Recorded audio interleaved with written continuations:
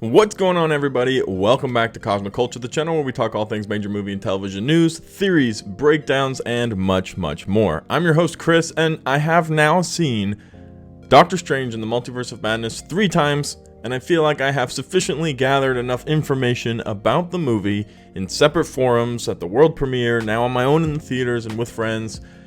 I can tell you what I honestly thought about the movie, and we can dive into some more specific details as far as a critic's view goes, so that we can piece together whether or not we had a masterpiece or a jumbled mess on screen. I have a very high and specific opinion of what I thought the movie was for me, and yeah, I think that the movie was something very special, but we'll dive into all those reasons in today's video. If you haven't already, be sure to subscribe to the channel and turn on that notification bell so you don't miss out on any of our major movie news updates happening daily on the channel. Also, you can check me out on Instagram or on Twitter at Chris M. Rosser or The Culture Chris. Links to both of these are in the description down below. Now, if you're familiar with breakdowns and reactions here on the channel, I try to organize it into subgroups. Today, we're going to be doing story, acting, visuals, expectations, and the MCU effect. So those will be the different groups that I want to talk about specifically so we can get to the point of what this movie really did for us. And of course, the story is one of the most important aspects of a movie. So specifically in Doctor Strange in the Multiverse of Madness, was the story sufficiently enough exciting? Did it make sense? Was it too predictable? Where were we as far as that concern has? Well, for me personally, I think, as with most MCU movies, there's a story, and the story follows specific parameters. Good guy versus bad guy. You know, we have a goal we have to achieve, and somebody has to make a sacrifice somewhere along the line in order to achieve that goal. Now, the big question was America Chavez going to be murdered in this movie so that her powers could be safely handled by a Doctor Strange or by somebody else? Or was Wanda actually going to end up achieving having these powers? Well, it turns out America Chavez is here to stay, and that's a good thing because the character was a ton of fun. Snarky, mature, and capable, and has a very important power moving into the future of the MCU. The ability to travel through different universes. This multiversal travel ability will be very important, as I think America Chavez is here to stay in our MCU timeline, seeing that she doesn't really have anywhere else where she fits in, or friends, or family, or anything. At the very end of the movie, we saw America Chavez was working with the other sorcerers, trying to learn how to use magic. She was all excited because she made some sparks, and it sounds like she's here to stay. So this character is going to have a prominent continuation, so I'm glad that the story didn't really go one way or the other. The massive sacrifice that was had to be made was by Doctor Strange having to use the Darkhold to dreamwalk into his own corpse. Now, this had obviously some effects, as we saw Doctor Strange at the very end of the movie had her third eye appear as he fell to the ground in the street in agony. He obviously has made a decision to make some changes at this point. The entire theme of the movie, believe it or not, was actually Doctor Strange, are you happy? And we could see that he actually wasn't, but at the very end of the movie, after he had closure with Christine from Earth 838, he was able to kind of focus. He fixed his watch, he was wearing normal street clothes, he had a smile on his face, he had purpose in his life, maybe for the first time since he had his accident. And then he falls to the ground in pain and a third eye appears. This is a toll of using the Darkhold, and specifically of doing the dreamwalking effect into a corpse and having actual demons trying to tell him that he was breaking rules. So the big consequence and sacrifice that Doctor Strange actually had to deal with was in fact the use of the Darkhold and the possible consequence that he as an individual will face.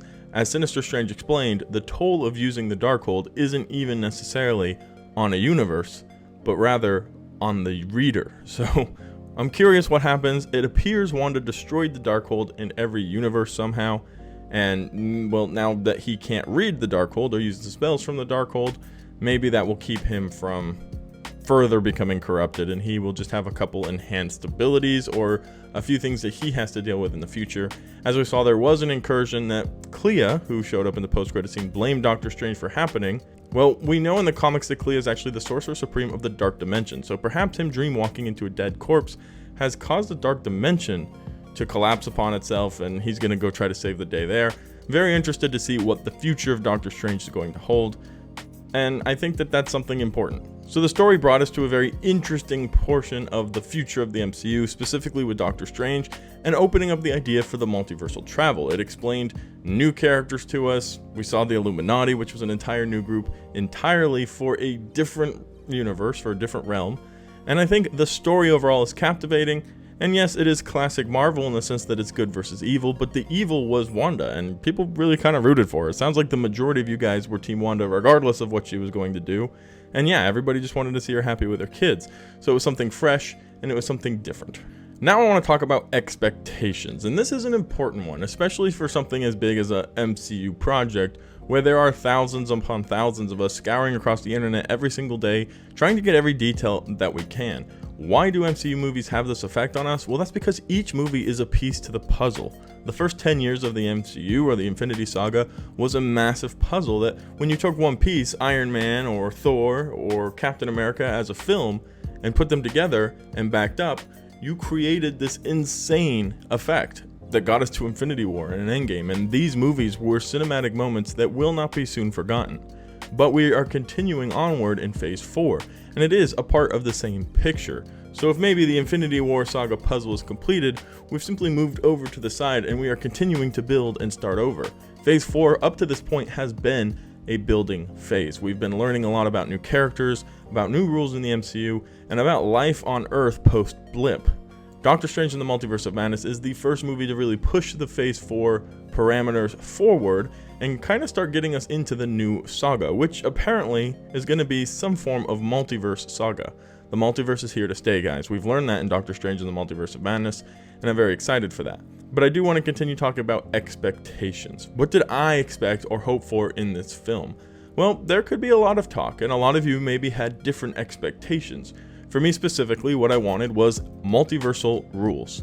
I wanted to know how the multiverse works specifically, and we got a start of an explanation of this with the incursions and the different universes and how some universes are more advanced.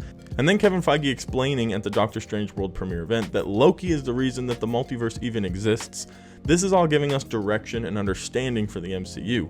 That was my biggest hope from this film. I was, and honestly really was, hoping and believed that Deadpool would be making an appearance, and I was a little disappointed that he wasn't, but at 0 point was I honestly expecting to see 50 different cameos. There are moments that I do believe have been changed for the film. We lost almost 40 minutes of movie. A lot of stuff changed, they did reshoots. I honestly do believe at some point there was some type of Iron Man involved in this film, and they decided it wasn't time for that big reveal yet, and they've changed things around. Evidence of this for me is the second post-credit scene, which kind of is nothing. It's just Bruce Campbell standing there staring at the film saying it's over as a funny joke. I think there was a more serious post-credit scene here. Whether it was Iron Man calling somebody and trying to reorganize the Illuminati, or whether it was a Deadpool post-credit scene, for whatever reason, Marvel Studios thought that would be too distracting from the film. I think recently we've seen the effects of overpowering post-credit scenes, both with Venom Let There Be Carnage and Morbius. These movies both came out, and all anybody wanted to talk about were the post-credit scenes. Quite literally. We walked out of Venom at the premiere and said, wow, that was a cool post-credit scene, and that was Venom being pulled into the MCU, which later turned out to be a little bit more insignificant than we had hoped. However, that's not something Doctor Strange wants to deal with. Oh my gosh, guys, Deadpool's in the MCU. Oh my gosh, guys, Tom Cruise is Iron Man. So I think maybe for these reasons they tweaked that and kind of changed the idea of, hey, let's talk about Deadpool, let's talk about Iron Man inside this Doctor Strange film, because these are characters that they very much demand attention, and they will take away from Doctor Strange and from the story, as we've talked about, that they gave us. And they gave us a very clear story. They did exactly what they wanted to, and we'll be moving forward with that. Yes, they did introduce characters like Mr. Fantastic, and different characters like Black Bolt, Professor X, variants of Captain America and Captain Marvel in Maria Rambeau and Captain Carter, and that was super fun, but they only lasted a few minutes, and then they were gone. And they are actually very much dead. Those characters from that universe are gone. Wanda absolutely destroyed them, and it was a very intense scene. And I enjoyed the inclusion of it. I think it was something very real and definitely an interesting inclusion in the film. Let's discuss the MCU effect. Now, this is my favorite section and my favorite topic, and something that these movies only have when you're talking about the importance of a movie. There are a lot of filler movies in the MCU potentially, you know, your Iron Man 2s or your Thor 2s or your, you know, movies that kind of are pushed because they're going to make money, but not necessarily because they're going to help the story progress. This was the biggest movie in Phase 4 so far. Maybe not your favorite, maybe not the best, but it was the biggest movie in Phase 4 so far, as in the fact that there are hundreds of different directions that were kind of left open because of the dynamic of this movie, jumping across the multiverse and dealing with different problems, and something new arises.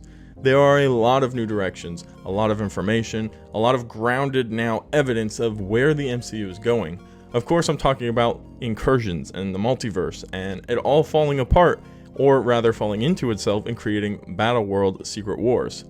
This is one of the biggest things that maybe we learned from this movie. Now granted, it's not cemented, but it does seem to be the direction that the MCU is headed, which means we're going to be getting a God Emperor Doom, the Fantastic Four, the mutants, and variants of all of these characters across the multiverse, living on one plane where Lord Emperor Doom is in charge. Now that's a very, very awesome comic storyline, and it's very intense, but I am excited to see how Marvel plans on pulling that off, if this truly is the direction they're planning on going.